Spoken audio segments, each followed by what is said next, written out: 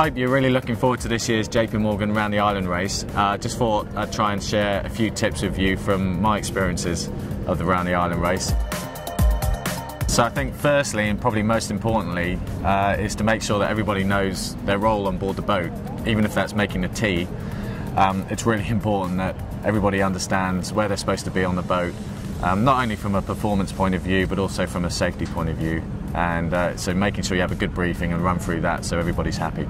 It's obviously, in some ways, quite a simple course going around the Isle of Wight, but also there are a lot of sandbanks and wrecks and also marks of the course. So really make sure that you've gone through the sailing instructions, you understand the course, you've got someone on board the boat who's got a really good understanding of the navigation and the course to get around. The start's going to be a huge part of the race, and there are going to be up to 1,800 boats approximately out there, so it's really important to try and get a transit. There's such a long line, so either using the transit marks on the yacht squadron or something on the mainland shore which can help you with a transit. Very important, and maybe doing a few practice runs at the line to try and work out your time on distance and how easy it is to spot where you are on the line. Then after that, trying to find some space with so many boats around. Of course you're racing, but maybe as opposed to a normal race, maybe just back off a little bit. And it's a long course, so I think you've got plenty of time to find the right time to overtake the other boats and not get too keen and too close. The tides are going to be a big part of the race, as always. There's an element of risk involved with that, how much you want to try and stay out of the tide or in the tide and going inshore or offshore.